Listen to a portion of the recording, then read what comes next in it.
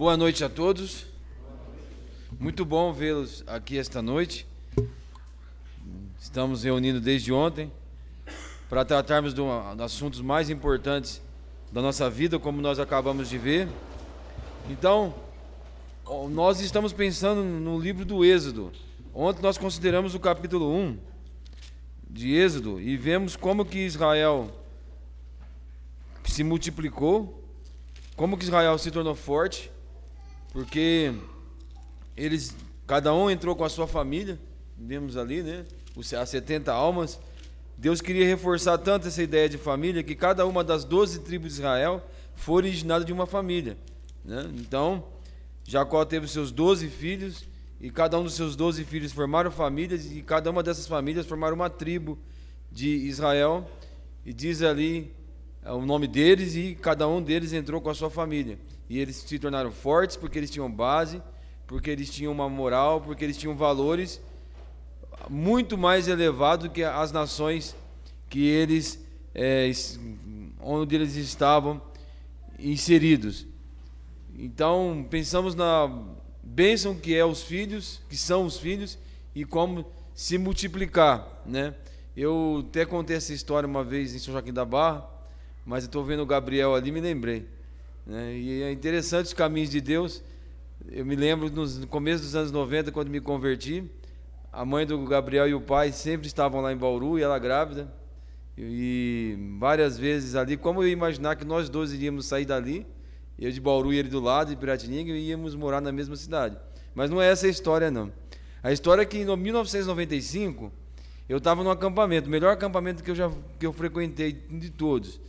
E chegou um povo muito bagunceiro, de madrugada, acordando todo mundo. E eles eram de Piracicaba, né?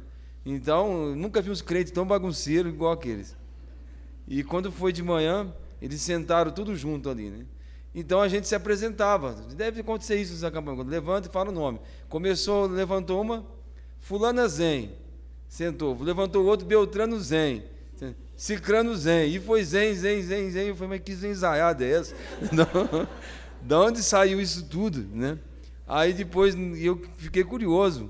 Estava conversando com o Jefferson, nem sei o que o Jefferson é dele, mas é Zen, né? Aí ele estava explicando como foi a família, houve um convertido lá no passado, e eu falei para a esposa do Jefferson, pelo menos você é Zen porque você casou com ele. Ela falou, não, o seu Zen é o quadrado. Eu falei, meu filho será o cubo. Então olha só que legal, né? Como a família ali se multiplicou. Depois eu fui em Piracicaba há um tempo atrás, aí o que eu fui ver mesmo, a quantidade de gente que tem ali, né? Com esse sobrenome aí. Isso demonstra como que o Evangelho foi passando de geração em geração. E fechamos ontem falando da importância da família. Deus recompensou a fidelidade de Sifra e Puá, as parteiras hebreias, concedendo-lhes família. Então, o que Deus poderia dar para elas, o que Deus poderia fazer para recompensá-las pela fidelidade? Deus constituiu família. Então, o nosso maior patrimônio é a nossa família, são os nossos filhos, o nosso maior patrimônio, como nós cantamos, é o nosso lar, né? E algo importante também, e eu chamo a atenção mais uma vez, é que nós estamos vivendo uma guerra contra os valores das famílias. E a orientação é que nós temos que orar muito pelo nosso país para que forças do mal não se apoderem dele, porque nós estamos num momento muito importante, forças que estão se voltando contra as igrejas, contra os valores cristãos, estão em guerra contra o cristianismo, ok? Hoje nós vamos falar do capítulo 2 de Moisés, tem tudo a ver com a apresentação que foi feita aqui, né? Então, Êxodo capítulo 2, vamos ler do versículo 1 ao 10. Êxodo capítulo 2, versículo 1 ao 10, diz assim: Foi-se um homem da casa de Levi, ou da família de Levi, e casou-se com uma filha de Levi. Ou seja, ambos da mesma tribo.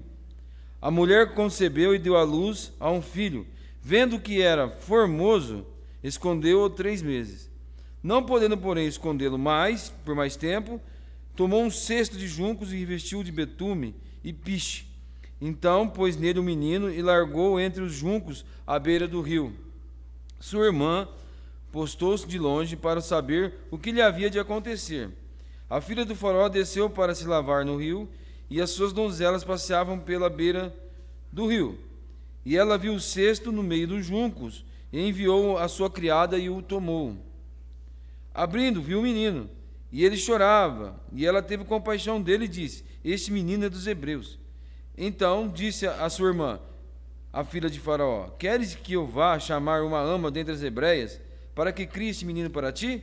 Respondeu a filha do Faraó: vai. Foi, pois, a moça e chamou a mãe do menino. Então lhe disse a filha do Faraó: leva este menino e o cria, que eu te darei o teu salário. A mulher tomou o menino e o criou.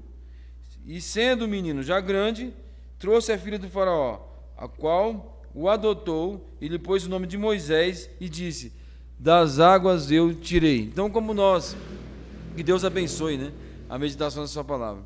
Como nós ontem consideramos, o capítulo 1 fala do caos, fala do sofrimento, da vida amarga que os judeus estavam passando ali, pois os egípcios viram que eles se tornaram fortes, mais numerosos e mais fortes que os egípcios, e trataram eles com astúcia, querendo que as parteiras matassem os meninos. Como elas temeram a Deus e não fizeram, então o rei decretou que todo menino que nascesse ali das hebreias deveria ser morto, né? Todo menino, então, deveria ser morto. Além das cargas, além dos trabalhos forçados, além das longas horas de serviço e da escravidão, então eles eram obrigados a enjeitar os seus próprios filhos. E nesse tempo, então, nasceu Moisés.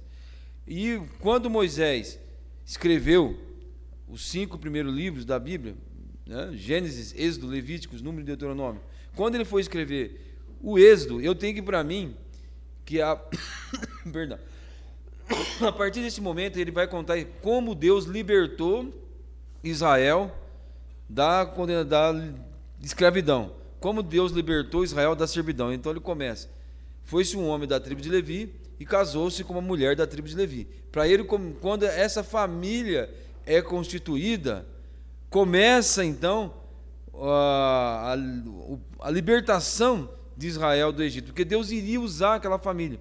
Então eu gosto de pensar no livro do Êxodo como a história de uma família, né? Quem são os membros dessa família? Quem sabe me dizer? Joquebede, a mãe. Anrão, o pai. Miriam, a irmã. Arão e Moisés. Então Anrão, Joquebede, Moisés, Arão e Miriam são os membros dessa família, essa família que Deus usou para libertar o seu povo ali do Egito. Então, a mãe e o pai de Moisés demonstram grande esperança em Deus, uma grande confiança em Deus. E eu gosto de pensar o seguinte: nesta época, o que eles possuíam? Eles não possuíam uma longa história de um povo com Deus, né, como nós possuímos, porque o que nós possuímos aqui é muito maior. As nossas informações, os nossos recursos, as nossas condições são baseadas na Bíblia e na história, em relatos de grandes feitos da parte de Deus para com o seu povo, milagres, derrotas de vários. Ou seja, nós temos muito mais conhecimento e temos muito mais exemplos do que eles. O que eles tinham? Eles tinham uma tradição que passou de pai para filho, porque eles não tinham nada escrito ali. Os pais iriam falando para os filhos o que aconteceu, como Deus criou o mundo.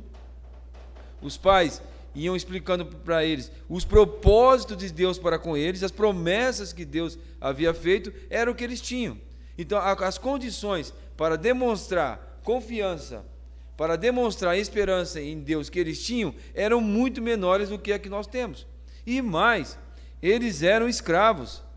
Então, eles poderiam observar todos os dias o seguinte: os egípcios louvam os seus deuses porque eles são os seus deuses que deram a eles a condição de serem a maior potência e a nação mais desenvolvida, mais forte, mais poderosa do mundo.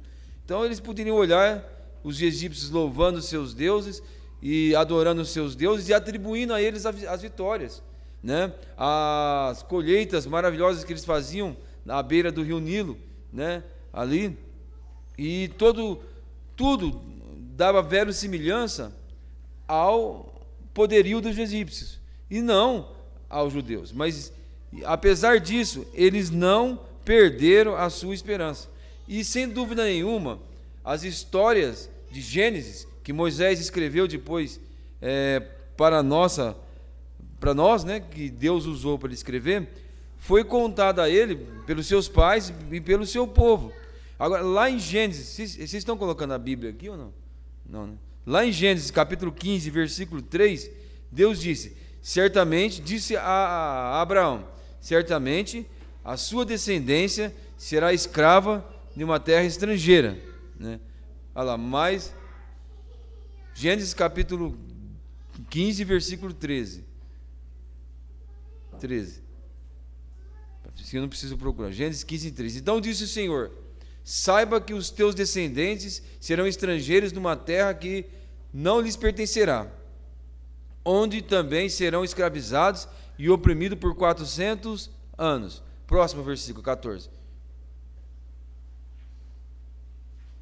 Mas eu castigarei a nação a quem servirão como escravos, e depois de tudo sairão com os muitos bens.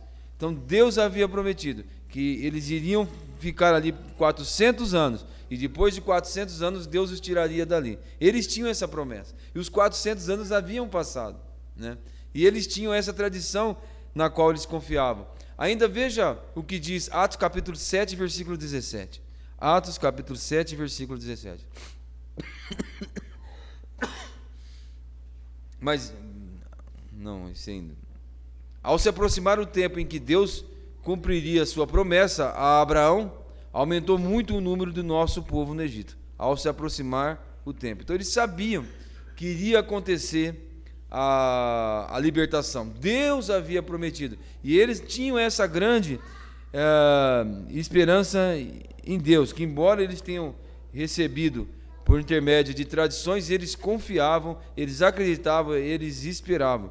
Então, alguém disse uma vez que quando a noite está mais escura, é porque você está mais próximo de o dia clarear. Então foi o momento mais escuro, o momento mais triste que aconteceu na história de Israel ali, porque além deles trabalharem em duras cargas, além deles estarem escravizados e sofrendo, sendo castigados, humilhados, ali subjugados pelos egípcios, eles foram obrigados a engentar os seus próprios filhos. O decreto do rei era que todo menino que nascesse dos hebreus, homem, deveria então ser morto. E diz-nos Estevão, no capítulo 7 de Atos, nesse tempo nasceu Moisés, né? Nasceu no momento mais difícil, nesse tempo em que os judeus eram obrigados a enjeitar seus filhos, foi que Moisés nasceu. E os pais o esconderam por 3 meses, né? Não temeram o decreto do rei. E eles não ficaram com medo do que o rei podia fazer, poderia matá-los, sem nele nenhuma, apenas poderia dar uma ordem, eles não teriam chance de defesa, não teriam a quem recorrer, então eles ali morreriam. Mas diz-nos Estevão, e aqui está escrito que eles viram que a criança era formosa, e deixa eu recordar o saudoso irmão Seu Jaime, quando ele deu uns estudos ali para nós no Planalto sobre Êxodo, ele falou assim que essa tradução poderia ser dita da seguinte forma: viram que o menino era um menino de destino. Não sabemos se houve uma profecia, o que aconteceu, mas eles viram que o menino era um menino de destino. Estevão, na atualizada, ele diz que eles viram que a criança era formosa aos olhos de Deus. Então eles não temeram, tiveram a esperança e guardaram aquele menino por 3 meses. Quando não puderam mais guardar, colocaram o menino no junco, né? E Miriam, a sua irmã, foi vendo no rio, e ele por entre os juncos ia descendo ali no seu cesto, né? E a gente sabe o que aconteceu. A filha do faraó o tomou como seu filho, e Moisés foi criado como filho da filha do faraó.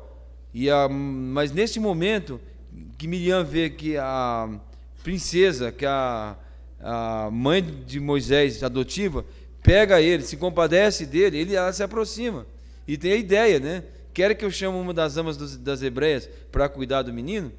Ela falou, quero, e ainda pagou o salário. Fantástico, os caminhos de Deus.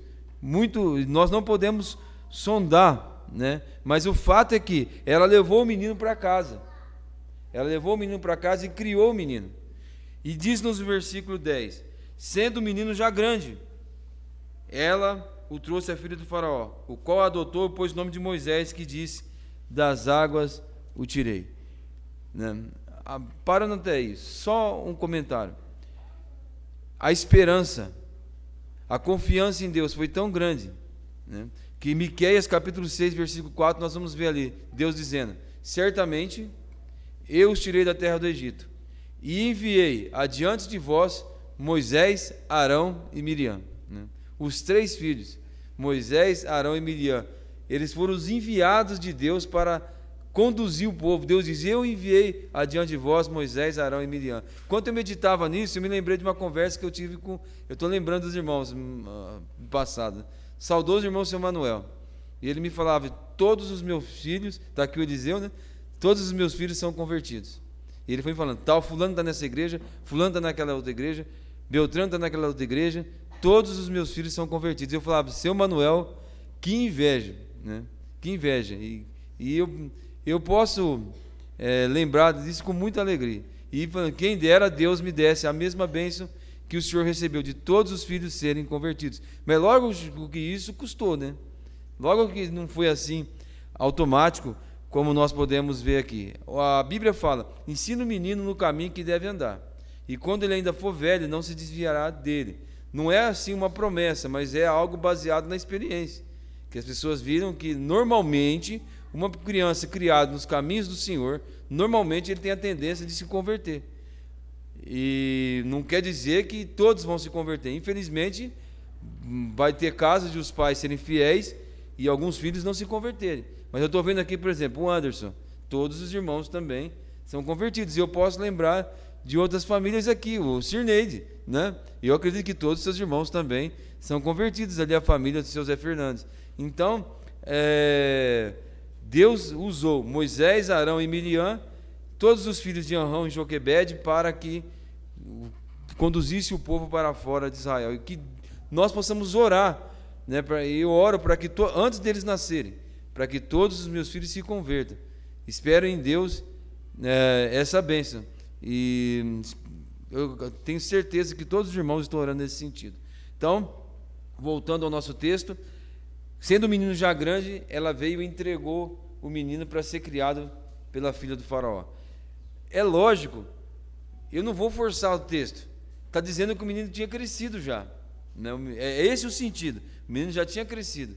Mas eu gosto de pensar, e creio que não estou forçando o texto, que Moisés não era só grande em estatura, mas a mãe dele o fez grande aqui, e o fez grande aqui. Ele era grande no seu coração e na sua alma. E por que ele escreve que a libertação do povo começa quando aquela família é constituída, quando um homem de Levi casou-se com uma mulher da tribo de Levi? Eu fico imaginando as lembranças que Moisés tinha da sua casa, da esperança, da alegria dos pais, da confiança. O tempo está chegando, Deus vai cumprir a sua promessa. Pare um pouquinho e pense a situação em que eles viviam, Arão e Joquebede. Compare os seus problemas com os problemas de Arão e Joquebede. Eu acredito que seus problemas vão ficar desse tamaninho, né, em face ao que eles ouviram. E eu fico imaginando se eles frequentassem, por exemplo, um estudo para casais hoje em dia, e escutassem que ele tinha que levar ela para passear de vez em quando, que ele tinha que quebrar a rotina, sabe? Como que faria isso? Então, os nossos problemas são desse tamaninho, perto do que a gente vê o que aconteceu ali. Agora, eles transmitiram essa grande esperança e essa fé a Moisés, né? E o que eles transmitiram? Êxodo, capítulo 2, que nós lemos, e a situação que envolvia aqui é tratada também em Hebreus capítulo 11. Vamos ver um pouco das coisas que os seus pais transferiram para Moisés. Êxodo, melhor dizendo, Hebreus capítulo 11. Vamos começar no versículo 23 e vamos ver como que aquilo que existia em Arão e Joquebede também foi transferido para Moisés. Êxodo capítulo 11, versículo 23. Diz assim: pela fé Moisés, ao nascer, foi escondido por seus pais durante 3 meses, porque viram que o menino era formoso e não temeram o decreto do rei. Mantiveram a confiança, mantiveram a esperança em Deus e não temeram. Agora, olhe para frente um pouquinho. Fala, pela fé Moisés, versículo 27, pela fé Moisés deixou o Egito, não temendo a ira do rei. Não temeu, os pais não temeram, ele também não temeu. Aquilo que havia no coração dos seus pais, havia no coração dele também. Quando ele ouviu das histórias, né, que os seus pais não temeram, ele também não temeu a ira do rei. Quando nós encontramos os filmes, as novelas que se fazem com relação a Moisés, tem um momento que ele descobre, puxa vida, eu sou hebreu, né? Pelo menos nos filmes que eu vi, e até novela, confesso que eu vi também, né? Ele não sabia que ele era hebreu, mas aqui não fala isso na palavra de Deus. Fala que, sendo, Êxodo 2:11, fala que sendo Moisés grande, ele saiu para ver como que estavam os seus irmãos. Os seus irmãos, e veja, ele tomou o lado, né, dos seus irmãos contra os egípcios. Então veja porque eu digo que ele era grande. Ele é os seus irmãos, ele poderia dizer, eu sou filho da filha do faraó, moro num palácio, vivo em todos os luxos que o mundo pode possuir. Ele era um dos homens e vivia na família mais rica do mundo, né? Ele era ali todo luxo, tudo que o dinheiro podia comprar, tudo que o mundo podia oferecer, ele tinha. Mas ele dizia, eles são os meus irmãos, eles são o meu povo, eles são o povo de Deus. Então, os seus pais transmitiram para ele esse valor, transmitiram a confiança em Deus e demonstraram para ele muitas coisas, como nós vamos ver na sequência aqui em Hebreus capítulo 11. Ele não temeu, né? Aí, até é interessante porque a Bíblia fala que quando o faraó descobriu que ele matou o egípcio, Moisés temeu e fugiu, não é que diz Êxodo? E fugiu para a terra de Midian. Mas em que momento o escritor aos Hebreus está focado aqui? Não é no momento em que ele corre, porque o faraó descobriu que ele tinha matado o egípcio. Mas aqui, ele está pensando no momento em que ele tomou a decisão. No seu coração, ele já havia abandonado o Egito. Ele havia decidido que ele não iria ficar ali. Ele havia decidido que ele não permaneceria ali. No seu coração, ele abandonou o Egito. O triste é que a Bíblia fala que os judeus não voltaram ao Egito, mas em seus corações, eles voltaram ao Egito. Nos seus corações, eles voltaram ao Egito. Então, versículo 24, pela fé Moisés, sendo já homem, recusou ser chamado filho da filha do faraó. Que grandeza eu vejo aqui, que tamanho de espiritualidade, recusar toda aquela riqueza, recusar tudo o que o mundo podia oferecer para ele. Parece que existiu uma lógica na história. O menino, e Deus providencia para que ele seja criado no palácio. Até diz-nos o sermão de Estevão, em Atos capítulo 7, que Moisés saiu para ver como estavam os seus irmãos e fez a paz entre os dois que estavam brigando, né? Dois irmãos dele, dois judeus que estavam brigando. E eles disseram, quem te constituiu juiz entre nós? Diz a Bíblia, ele cuidava que os seus irmãos entendessem que Deus iria libertá-los por intermédio dele. Então, talvez a lógica seria, eu vou ser um futuro faraó, eu vou ter uma grande influência e vou libertar o povo. Mas os caminhos de Deus eram totalmente diferentes, né? Totalmente diferentes. E Moisés, então, abraçou os caminhos de Deus para ele. Abraçou e creu e continuou tendo esperança. Mesmo depois de 40 anos, eu acredito que ele não perdeu a esperança, né, que ele encontrou ali com os seus pais. Ele recusou ser chamado filho da filha do faraó, 25, escolhendo antes ser maltratado com o povo de Deus, do que, por algum tempo, ter o gozo do pecado. Então ele aprendeu que o pecado traz prazeres transitórios, né? O pecado traz uma alegria muito passageira e não vale a pena. Então ele escolheu ser maltratado com o povo de Deus no deserto, ao usufruir dos prazeres transitórios do pecado. Então são coisas que nós temos que transmitir para os nossos filhos, dizer, o pecado traz prazer, a vida mundana pode trazer uma certa alegria, mas as consequências são eternas, não vale a pena. Você tem que pensar no futuro. E o futuro não é quando ele tiver 20, 30 anos, ele ser como, havia a apresentação aqui, um engenheiro, bem-sucedido, um advogado, um médico. O futuro é além desta vida, é além deste mundo. E Moisés aprendeu que os prazeres do mundo são transitórios, não valem a pena. E não devemos buscá-lo com tanta ênfase, com tanta força como é ensinado. Você tem que se dedicar, você tem que suar a camisa, você tem que fazer de tudo para que você seja alguém. Essa é a mensagem do mundo. Mas nós temos que tirar isso da mente deles, dizer que o mais importante é servir a Deus. O mais importante, o que tem mais valor, é ser um servo de Deus. Então Moisés considerava os prazeres do mundo transitórios. O que mais? Teve maiores riquezas, o opróbrio de Cristo, do que os tesouros do Egito, porque tinha em vista a recompensa. Então, ele ficou firme também, diz aqui, como quem vê aquele que é invisível. Até Paulo fala que nós temos que atentar para as coisas que são invisíveis, porque elas são eternas, e as coisas visíveis são passageiras. E ele foi ensinado a olhar e ver o invisível, enxergar além desta vida. Porque, diz aqui também em Hebreus, porque ele contemplava o galardão. Deus tem uma recompensa, Deus vai dar uma recompensa que nós não podemos imaginar, galardões, coroas, como a palavra de Deus diz, e Moisés estava fixado nisso, e os seus pais transmitiram esses valores para ele. Então nós podemos transmitir muitas coisas para os nossos filhos.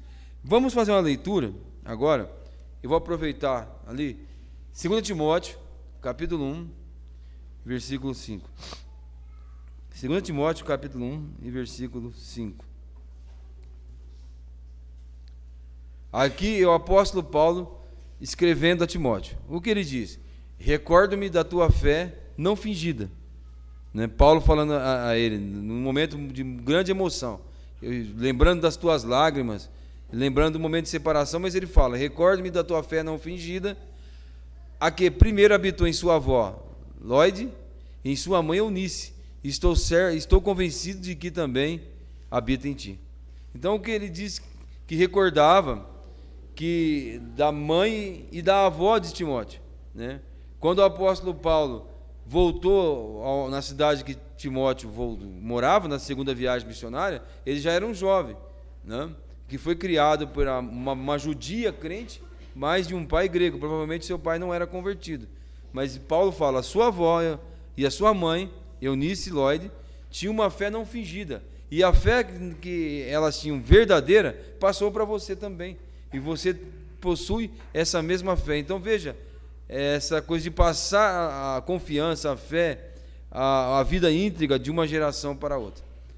Então, só para, já que estamos em Timóteo, olha o capítulo 3, 2 Timóteo também, capítulo 3, versículo 14. Tu, porém, permanece naquilo em que aprendeste, que foste terado, sabendo de que tens aprendido, e que desde a infância sabes as sagradas letras que podem fazer-te sábio para a salvação pela fé que há em Cristo Jesus. Sem dúvida nenhuma, Timóteo aprendeu as sagradas letras, as sagradas escrituras da sua mãe ou da sua avó, ou de ambas, creio que de ambas. Desde a infância sabe as sagradas letras. Então, nós temos que demonstrar na nossa vida que a palavra de Deus tem valor para nós. E nós temos que transmitir isso para os nossos filhos. Agora, se elas foram capazes de transmitir para o seu filho uma fé não fingida, eu fico perguntando se nós também não somos capazes de transmitir para os nossos filhos uma fé fingida. E eles estão observando. Veja como Moisés pegou o tempo que ele ficou ali, naquela infância dele, ele pegou os valores dos seus pais, e estavam em seu coração. Então os nossos filhos nos observam. Eu me lembro, o Guilherme era pequeno, e eu estava ali na estação, não sei o que eu estava fazendo atrás de carro, eu falei: Guilherme, vamos cantar um hino. Aí eu comecei a cantar um hino: Jesus deixou toda a sua glória. Ele não cantou, ele falou: não, pai, eu quero cantar aquele que você gosta. Eu falei: qual? Ele falou: aquele que fala assim: o dia em que eu saí de casa. Então, eu acho que eu cantava essa música aí. Então eles estão observando a gente. O que nós estamos transmitindo para eles? Quais são os valores que nós estamos passando para eles? Se nós estamos demonstrando uma fé verdadeira, uma fé genuína, ou estamos, no máximo, vamos passar para eles uma fé fingida? Como que eles vão crescer amando as Escrituras?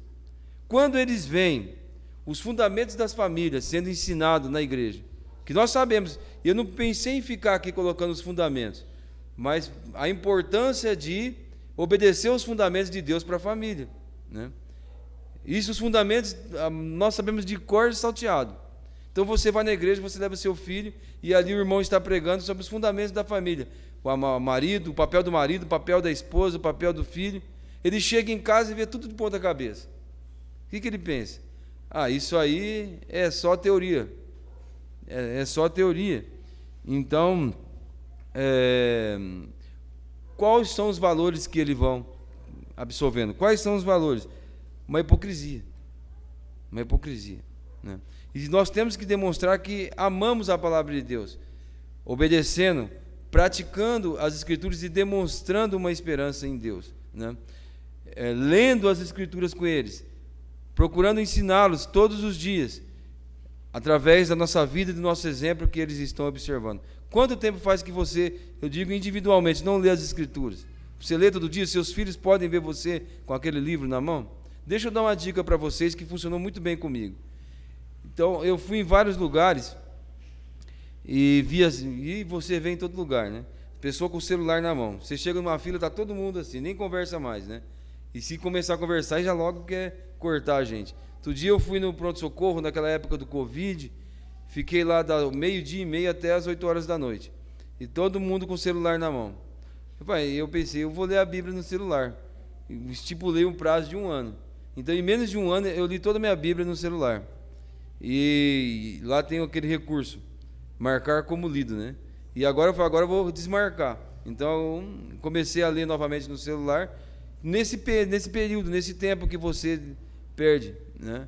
Então, vamos valorizar as Escrituras, para que nós possamos transmitir boas lições para os nossos filhos, bons valores, para que eles sejam homens de Deus, e sejam grandes, O que as Escrituras dizem dessa renúncia de Moisés, de tudo o que aconteceu?